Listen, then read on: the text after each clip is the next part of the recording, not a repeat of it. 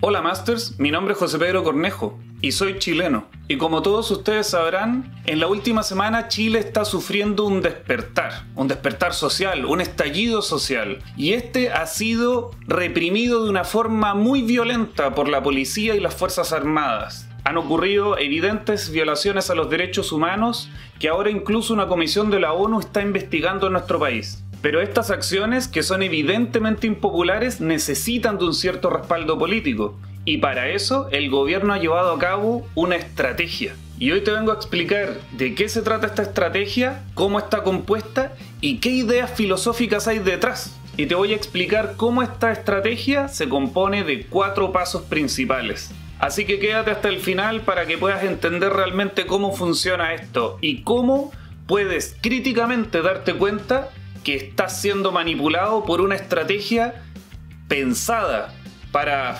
hacerte creer cosas que no son verdad, sino que buscan hacerte parte de una jugada política.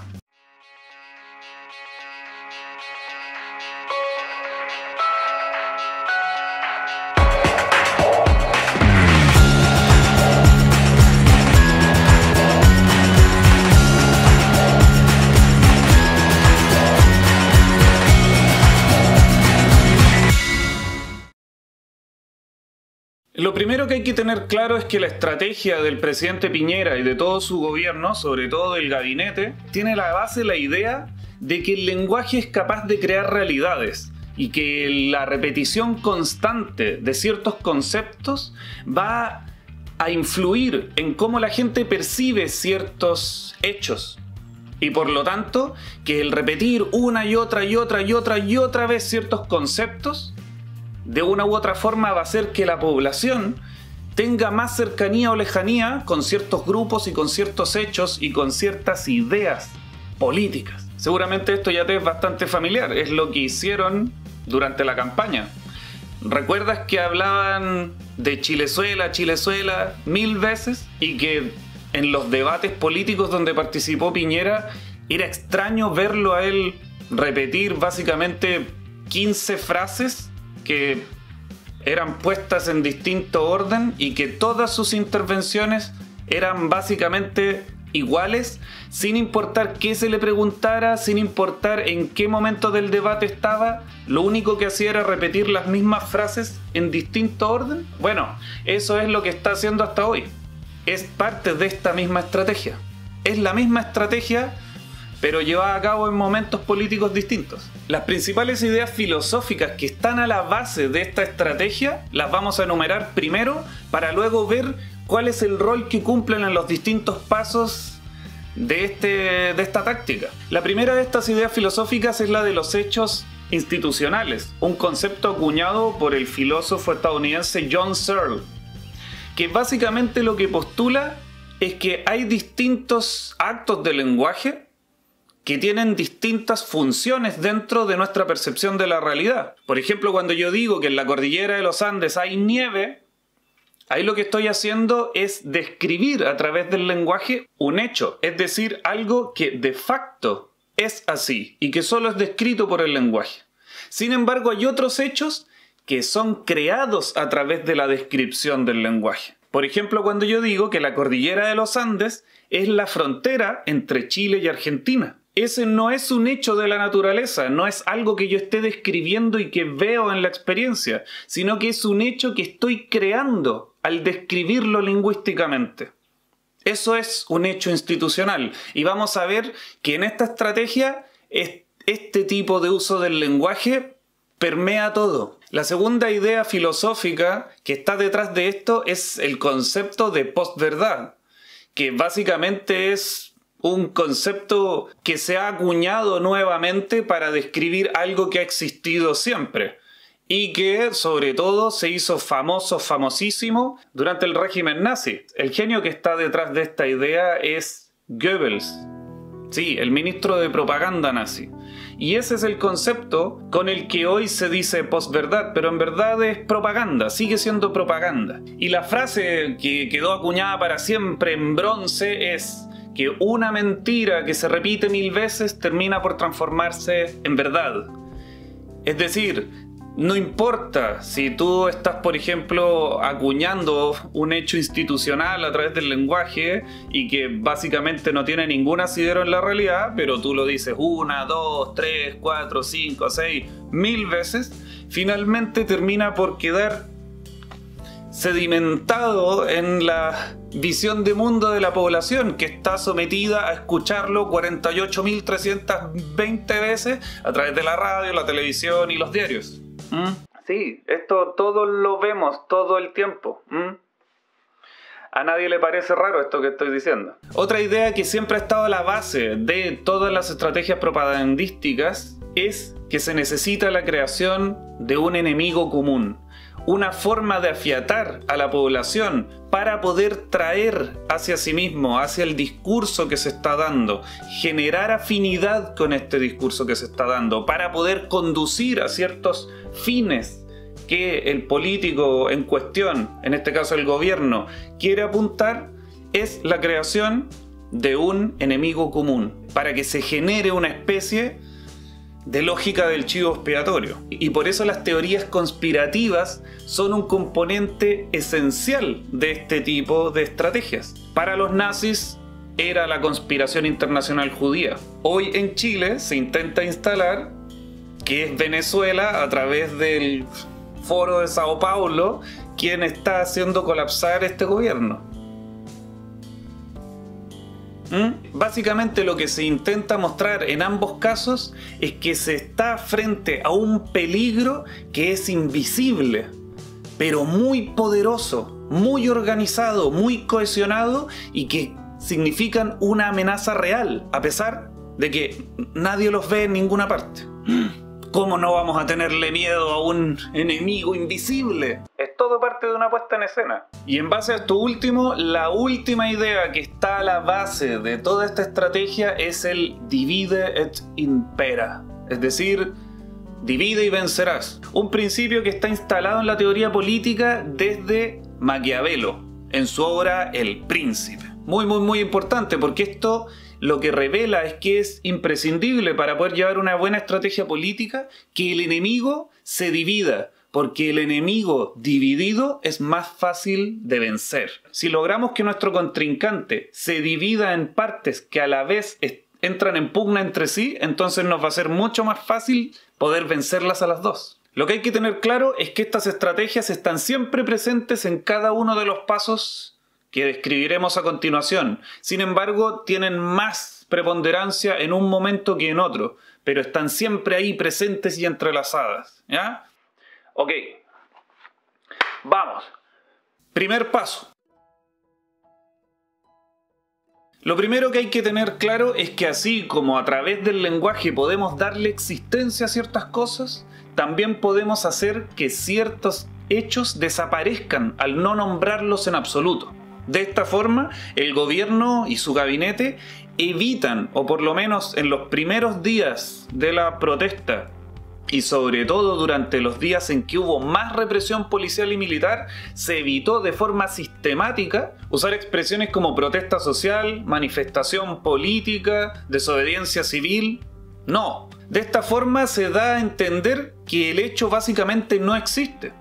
Y siempre solamente se le nombra a través de conceptos como violencia, delincuencia, vandalismo. Delincuencia gravísima. Brutales actos de violencia, vandalismo y delincuencia. Violencia y delincuencia. El daño y el dolor que esta violencia y delincuencia provoca. Como la violencia, la delincuencia. Violencia, delincuencia, vandalismo y destrucción. Entonces lo que se hace es volcar la existencia del descontento ciudadano en básicamente una especie de estallido general de delincuencia. Y esto se logra obviamente repitiendo estos conceptos hasta el hartazgo. De esta forma lo que se busca es básicamente generar la sensación de que la gente no está descontenta contra el modelo, sino que básicamente hay como una especie de rabia generalizada que se vuelca hacia la destrucción y el daño. Y nada más, esta gente que quiere hacer daño, gente que quiere destruir, no gente que quiere vivir mejor, no es gente que quiere dignidad, no es gente que está cansada de que se abuse de ella, no, No, es gente que quiere hacer daño, gente que quiere destruir, gente que quiere que nuestro país retroceda, gente que no quiere el desarrollo. Como si eso fuese racional. ¿Quién quiere destruir por destruir? ¿Quién quiere realmente estar fuera del desarrollo? Es tan burdo todo esto. Y así como se intenta eliminar la existencia de la protesta social, reemplazándola por el concepto de la delincuencia y el vandalismo, además se intenta generar la existencia de una entidad más, que es la de esta organización criminal invisible que quiere hacer colapsar nuestro país. El enemigo común, que está ahí en la sombra, que nadie ve y que quiere destruirnos. Esto, como ya hemos dicho, en la historia hay pero libros y libros para darse cuenta de todos los inventos que a través de esta estrategia se han querido crear, partiendo por la conspiración internacional judía y llegando hasta el Plan Z en la época de la Unidad Popular y de el gobierno militar, que básicamente consistía en que Chile estaba rodeado de comunistas revolucionarios que estaban esperando en la frontera una especie de santo y seña que, apareciendo, básicamente iba a hacer que estos invadieran Chile y que iban a matar absolutamente a un montón de gente, porque el comunismo obviamente es asesino, es terrible, lo único que quiere esa gente es matar. Y básicamente esto también ya lo vimos en la campaña de Piñera, cuando se hablaba acerca de la inmigración y decía, no, si estamos siempre a favor de la inmigración, pero no de los que quieren venir a delinquir, no de los que quieren venir a traficar. Y eso es como que ya, le vamos a poner un cuestionario a quien entre diciéndole, oiga, disculpe, ¿usted viene a traficar? Sí, vengo a traficar. Ah, lo siento, no estamos aceptando traficantes. Venga después, cuando venga otro gobierno que sí le guste destruir y le gusten los traficantes. Ah, qué bueno saberlo, muchas gracias. Esa estrategia de hablar de estos inmigrantes que vienen a delinquir es básicamente una forma solapada de decir que la delincuencia está originada en la inmigración, lo cual es un dato empíricamente falso. Y bueno, eso de nuevo es la creación de una realidad a través del discurso. Realidad que se impone a través de una repetición ad nauseam. Y ad nauseam significa, exacto, eso, que básicamente se repite algo hasta que te marea. Así que bueno, vamos al segundo paso. Bueno, el segundo paso básicamente es una aplicación del divide y vencerás de Maquiavelo, de una forma absolutamente directa. Lo que se busca es, a través del discurso, crear una división en el contrincante político. Pero no es una división real, es básicamente una división que se crea a través del discurso, a través de los conceptos. El modo en que tú describes al grupo con el cual te estás enfrentando también puede generar una realidad dentro de ese grupo. Entonces los conceptos con que se les describe juegan un rol importante. Y entonces lo que se busca es generar básicamente envidias, discusiones o distintos tipos de enfrentamientos entre estos grupos que se están generando a través de esta descripción discursiva. Y bueno, esta descripción, esta división es muy burda. El gobierno básicamente lo que hace es decir que en este grupo social que está en las calles hay dos grupos realmente, el de los buenos y el de los malos. Y obviamente se identifica al grupo de los malos con este enemigo invisible que ya se ha creado en el paso 1. Y por lo tanto, el gobierno intenta generar simpatía con el grupo de los buenos. Este grupo de los buenos son quienes también quieren justicia social, quieren el bienestar, etc. Y que por lo tanto están contrapuestos naturalmente con este grupo de los malos, que solo quieren destruir. Una vez que ya se ha logrado imponer en el discurso, en los medios de comunicación, en todos los comunicados de prensa que hace el gobierno, entonces se sigue al paso 3. Los grupos que antes ya se han identificado y que se han creado a través de esta descripción lingüística, es decir, ellos mismos son, por decirlo así, hechos institucionales, entonces se describen, se definen de una forma más precisa y sobre todo conveniente. De esta forma, el grupo 1, los buenos, son quienes luchan por la justicia, quieren un mundo mejor y lo hacen de la misma forma que el presidente, porque él está identificado con ellos. Y asegurar las libertades y los derechos que tenemos todos los chilenos, a poder movilizarnos, a estudiar, a trabajar, a abastecernos con libertad, con seguridad y con normalidad. Es decir, lo hacen desde sus trabajos, desde sus casas, de una forma absolutamente no pacífica, sino pasiva, y que por lo tanto, en verdad no están luchando. Porque quienes están en las calles y que se están manifestando de una forma activa, enérgica, son definidos como los malos. Ellos no están con el gobierno y no están realmente luchando por la justicia social como lo hace el gobierno desde su casa. No. Si uno está en la calle y está ahí luchando enérgicamente por cambiar esta sociedad, es de los malos, es un delincuente, es un vándalo. Verdaderos delincuentes que no respetan a nada ni a nadie. ¿Y eso? No, eso no está bien. Eso es formar parte de esta conspiración que lo único que quiere es destruir todo lo que hemos logrado. Así funciona este discurso. Este paso tiene una doble función. Por una parte, le permite al gobierno poder implantar la idea de que la verdadera forma de luchar por una sociedad mejor es la inmovilidad política. Es decir, que la mejor forma para poder luchar por los derechos y la dignidad es seguir trabajando. Es decir, mantener el statu quo. Si la rutina de trabajo es la mejor forma de luchar por la dignidad y por una mejor sociedad, básicamente este es un truco para no cambiar nada, para defender el statu quo, para continuar con el modelo. Y bueno, ustedes se habrán dado cuenta que esto es un oxímoron, es una lucha social inmóvil. Pero este es el concepto que se busca implantar a través de la constante repetición, a través de la creación de estos hechos institucionales y a través de... obviamente creando un montón de contradicciones en la propia población.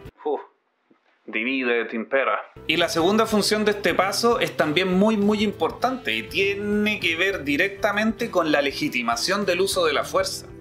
Y es que si el gobierno logra implantar en la mentalidad de la gente que estamos siendo atacados por una entidad invisible que ha logrado meterse en la mente de una gran parte de la población que está en las calles, no luchando por un mundo mejor, sino que destruyendo todo lo que hemos logrado, entonces se genera inseguridad.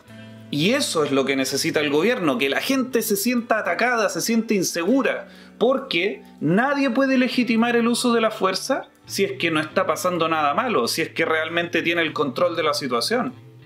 Lo que necesita en este caso el gobierno es generar la idea de que esto se ha ido de las manos y que lo único que puede salvarnos es la violencia, una violencia que nos traiga la seguridad. Quiero reconocer y agradecer a nuestras Fuerzas Armadas y de Orden. Quiero que sus mandos y todos sus integrantes sepan que su labor es vital. Es vital para proteger nuestra democracia, para proteger nuestras libertades, para proteger los derechos humanos de todos los compatriotas. Las Fuerzas Armadas vienen a salvarnos. Ellos no están violando los derechos humanos. No, ellos están salvándonos de estos agresores que quieren destruirlo todo. Siempre ellos atentos a salvarnos. Y por eso es que además, como hemos visto, se producen un montón de saqueos que son de difícil explicación. Se saquean lugares comerciales a los cuales en verdad los manifestantes no han ido, o que realmente hay evidencia de que han sido quemados de forma muy extraña, habiendo presencia policial y militar en el lugar, o que habiendo seguridad militar son saqueados de todas formas. Todo este tipo de cosas están hechas para que la gente se sienta insegura y de esta forma se generen bandos dentro de la sociedad que empiezan a luchar entre sí. Los que saquean y que son muy malos y los buenos que son los que van a tratar de impedir estos saqueos, ¿ya? Y de esta forma, a través de esta creación de inseguridad, los grupos que primero se crean de forma discursiva terminan materializándose en grupos reales de gente que comienza a enfrentarse. Es una estrategia interesante. El problema es que es muy vieja y muy conocida, lo cual muestra poca inteligencia desde el gobierno. Bueno, entonces vamos al punto 4. Una vez que ya se ha logrado una cierta cohesión social en contra de este grupo que presenta un gran riesgo contra la seguridad del país, lo que se busca es básicamente generar esta cohesión para ir a anular el otro grupo. Es decir, el gobierno se identifica con este primer grupo inventado de luchadores sociales inmóviles que siguen trabajando y ha tachado a toda la movilización social como no movilización social, sino como delincuentes, y que básicamente lo que quieren es destruirlo todo. Entonces, a través de eso, justificando el uso de la fuerza, dice, esto hay que barrerlo. Estamos en una clara confrontación contra este enemigo poderoso y por lo tanto, en una guerra. Estamos en guerra contra un enemigo poderoso, implacable, que no respeta a nada ni a nadie, que está dispuesto a usar la violencia y la delincuencia sin ningún límite, incluso cuando significa pérdidas de vidas humanas, que está dispuesto a quemar nuestros hospitales, nuestras estaciones del metro, nuestros supermercados, con el único propósito de producir el mayor daño posible a todos los chilenos. Ellos están en guerra contra todos los chilenos de buena voluntad que queremos vivir en democracia, con libertad y en paz. Es decir, hay dos funciones aquí. La primera función es que básicamente se identifica la protesta social con un grupo de vándalos que deben ser barridos de las calles a como dé lugar. Y la segunda función es la legitimación del uso de la violencia militar contra la población civil a través de la creación de este hecho institucional, la guerra. Un hecho que básicamente no tiene una existencia real, sino que se crea en el momento en que se dice, en que se le describe. Piñera inventa la guerra en el momento en que la nombra. Una guerra que la gente le ha gritado por todas partes que no existe. No estamos en guerra. Y todos sabemos eso. Pero la estrategia de Piñera y del gobierno ha sido el tratar de implantar esta idea. ¿Para qué? Para poder legitimar la acción militar real en contra de la población civil, para poder llevar a cabo este proceso de barrer la movilización social de las calles, a como dé lugar, hacerla desaparecer a través del uso de la fuerza. Una clara violación de los derechos humanos. Toda vez que creamos que el derecho a la libre expresión, a la libre reunión, al libre tránsito, son derechos humanos, sin nombrar explícitamente el derecho a la integridad física y psíquica y a la vida. Y bueno, este concepto guerra claramente intenta darle un halo de epicidad a algo que realmente es terrorismo de Estado. Lo que se intenta es legitimar desde el punto de vista discursivo este hecho que es de clara brutalidad política. Y es que es una guerra, y por lo tanto, los militares vienen a salvarnos. Ellos quieren nuestra seguridad.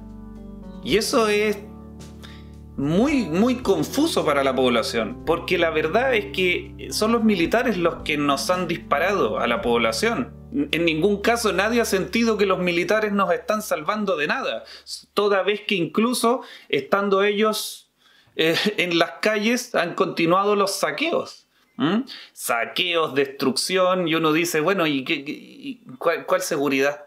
Si no están protegiendo la propiedad privada como se supone que deberían hacer, y le disparan a los civiles, que es también cosa que ellos deberían proteger a los civiles. Entonces, ¿qué? Seguridad, pero del modelo político, seguridad del poder político y del poder económico. Pero seguridad para la gente, Claramente dentro de esto se enmarca además el toque de queda. El toque de queda no es una forma de hacer que la gente se quede en sus casas y no pueda manifestarse, sino que es una forma en que estamos protegiendo a la ciudadanía. Pero bueno, quizás en el próximo video voy a mostrarte por qué es imposible que esta estrategia que te acabo de mostrar pueda tener un buen asidero, ¿ya? Básicamente esto tiene que ver con que cada uno de nosotros tiene uno de estos bichitos en el bolsillo.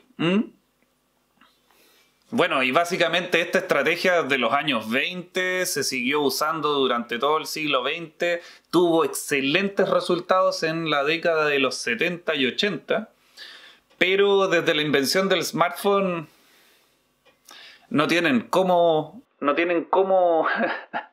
luchar contra un pueblo que está interconectado. En fin, espero que con esto haya podido darte un poco más de claridad acerca de las maniobras que el gobierno en este momento está utilizando. Y bueno, estas estrategias tienen un cierto asidero en ideas que vienen de la filosofía y que nos hablan de cómo se construye la experiencia del ser humano y que han sido utilizadas para poder manipular a los seres humanos.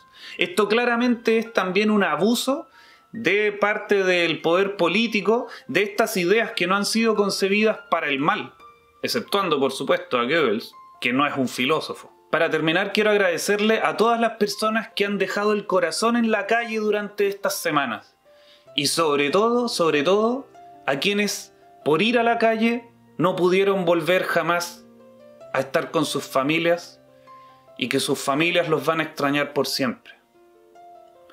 Por esas personas, por todos nosotros, por los que no pueden ir a la calle, por nuestros abuelos, por nuestros hijos, sigamos yendo, sigamos luchando por un mundo mejor. Gracias por verme y hasta pronto. Conceptos crean realidades. Quizás por eso la derecha le tiene tanto miedo al lenguaje inclusivo, porque eso también se basa en los mismos criterios con que ellos hacen su estrategia política. El lenguaje crea realidades. Mira.